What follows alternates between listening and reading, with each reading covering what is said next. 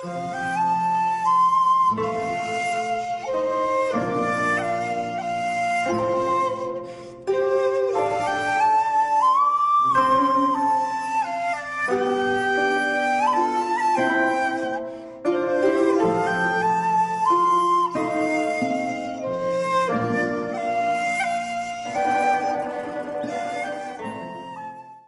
समय की बात है, कृष्णापुरम नामक गांव में रामू था। उसका नाम रामू था, लेकिन उसकी गुणवत्ता खराब थी, क्योंकि वह ठीक से पढ़ाई नहीं कर पा रहा था।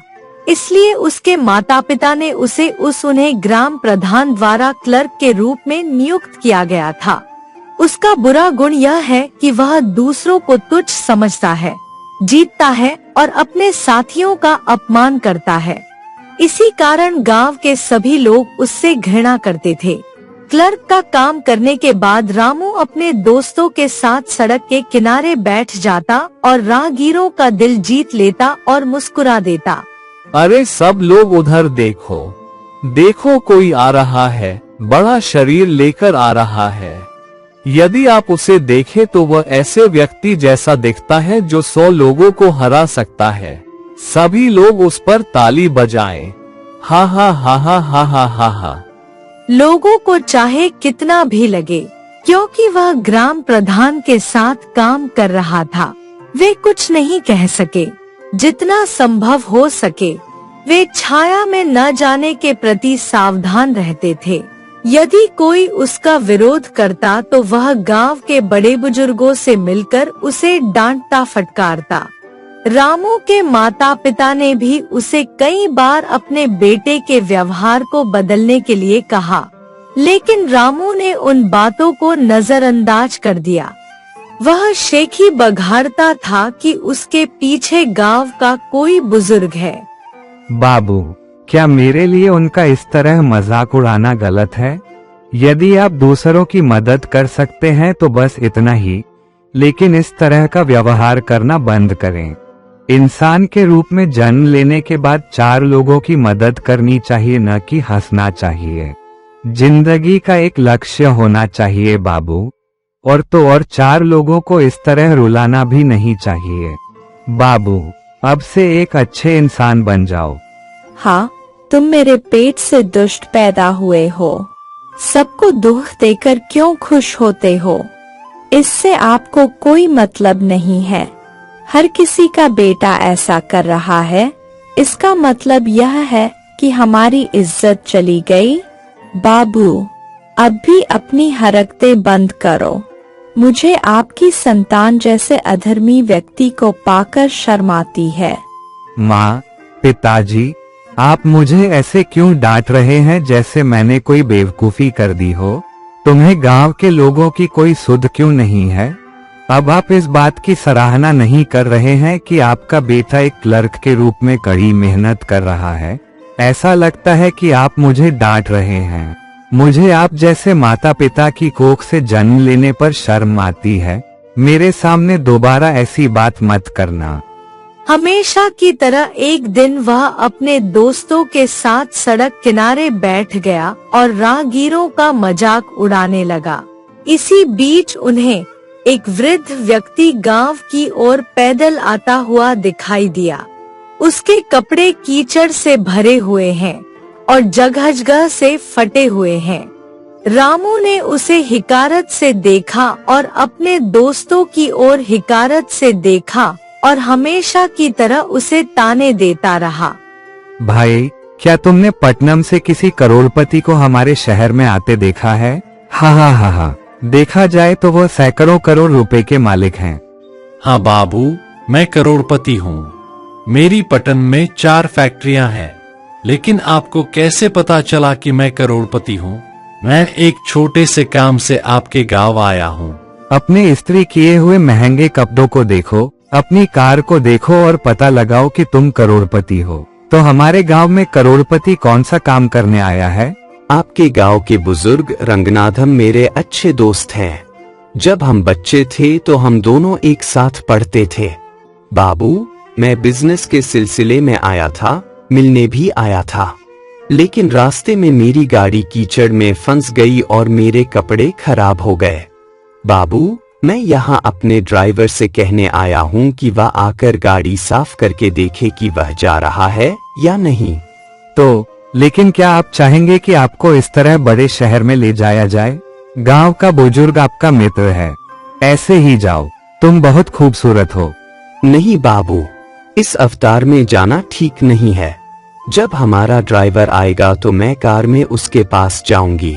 तब तक यहाँ धर्मसत्र हो तो मुझे दिखा देना, मैं थोड़ा साफ होकर जाऊंगा। कृपया मुझे दिखाओ कि धर्मसत्र कहाँ है। इसके अलावा यदि आप हमारे शहर में धर्मसत्र में रहना चाहते हैं तो क्या आप जानते हैं कि कुछ शर्तें हैं? वे धर्मसत्र में तभी आएंगे जब तुम उन सबको स्वीकार करोगे। धर्मसत्र में रहने की क्या शर्तें हैं? यह वाकई अजीब है। बाबू, वो कौन सी शर्तें हैं? मैंने कभी नहीं सुना कि आप क्या कह रहे हैं। अगर आपको हमारे गांव के धर्मसत्र में एक दिन रुकना है तो आपको पहले 50 मन के लेने होंगे। आपको 2 कोड़े लगवाने होंगे। आपको धर्मसत्र की 3 बार परिक्रमा करनी होगी। क्या आप ये सब कर सकते हैं? इसी बीच उस रास्ते से जा रहे गांव के बुजुर्ग की नजर इस ओर पड़ी तो उसे अपने बचपन के दोस्त की याद आ गई। अचानक वह अपने बचपन के दोस्त को देखकर बहुत खुश हुआ। अरे वेंकटेशम, क्या आप यहाँ हैं? क्या ये कला है? सचमुच? लेकिन ये कपड़े क्या हैं? ये अवतार क्या है? चलो अपने घर चलते हैं। क्या हुआ? मैं व्यापार के लिए अगले शहर में आया था। मैं इतनी दूर आ गया हूँ और अगर मैं तुम्हें देखने आऊंगा तो कार कीचड़ में फंस गई है। मैं तुम्हारे जैसा ही दिखूंगा। ड्राइवर से पूछो आओ और गाड़ी साफ करो। मैं पैदल चलकर यहाँ आया हूँ। हमारे राम यहाँ क्यों हैं? अरे रामू, तुम अपना काम घर के पास छोड़कर यहाँ क्यों काम करते हो? जाओ जाओ, भैंस चराओ, जाओ। गांव के अफसर के दोस्त ने सब कुछ बताया लेकिन रामू के बारे में नहीं बताया। ये सब देखकर राम के हाथ पैर नहीं हिल रहे हैं। अफसर को पता था कि उसने गांव के बड़े दोस्त का अपमान किया है, क्या कुछ और है, इसलिए वह घबराकर चला गया। रामू के दोस्त भी चले गए। सुबह का समय था। रोज की तरह रामू गांव के बुजुर्ग के घर काम करने गया। जब वह वहां गया तो उसका दोस्त गांव का बुजुर्ग अपने बचपन की बातों को याद करते हुए हंस रहा था, बातें कर रहा था। रामू को बस एक ही चिंता थी, इस डर से कि गांव का कोई बड़ा दोस्त उसके बारे में बता देगा। वह चुपचाप चला गया और उनकी बातें सुनने लगा। दोस्त, यदि आप अपने शहर में धर्मसत्र में रहना चाहते हैं तो क्या आपको गांठें निकालनी होंगी? क्या मुझे कोड़े मारे जाने चाहिए? ऐसी कोई चीज नहीं है। वह गंदा कुत्ता कौन है? कोई मुझे दिखाओ, इससे पहले कि उसे इस खंभे से बांधकर कोड़े मारे जाएं। मुझे नहीं पता कि क्या मेरे गांव में भी ऐसी धोखाधड़ी हो रही है। मुझे बताओ वह कौन है, उसे अब पीटा जाना चाहिए। उरी की ऊंचे शब्द सुनकर रामू कांप रहा था। उरी किसी भी बड़ी बात को माफ कर देता है, लेकिन ऐसी बातों को वो बिल्कुल भी माफ नहीं करता।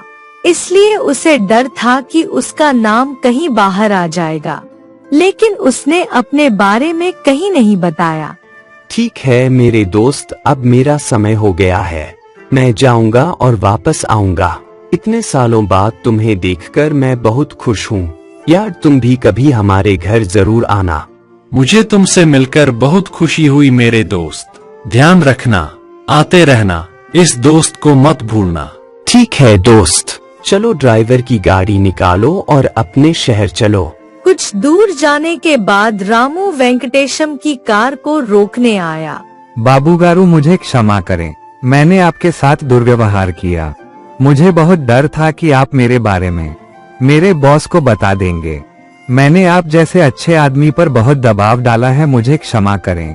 मैं जीवन में कभी भी गलत व्यवहार नहीं करूंगा, मुझ पर विश्वास करो। मुझे आपके प्रति कोई गुस्सा नहीं है। आप अपनी गलती जानते हैं। दूसरों के प्रति दयालु रहें। एक इंसान के रूप में जन्म लेना महान नहीं है। अच्छे गुणों का होना बहुत अच्छी बात है। अगर हम जा रहे हैं आगे तो हमें ऐसा नहीं जीना चाहिए कि पीछे से सब हमें डांटे। हमें ऐसे जीना चाहिए कि हर कोई हमारी सराहना करेगा। इंसान की जिंदगी एक बुलबुला है, कब फूट जाए कोई नहीं जानता। इसलिए दूसरों की मदद करते हुए मेहनत करनी चाहिए, तभी आपका जीवन सार्थक होगा। आपके माता पिता खुश रहेंगे। उस दिन से रामू पूरी तरह से बदल गया। दूसरों के प्रति अच्छा व्यवहार करना, सबकी मदद करना, अपने माता पिता की पूजा करना। रामू को सभी लोग एक अच्छा लड़का मानने लगे।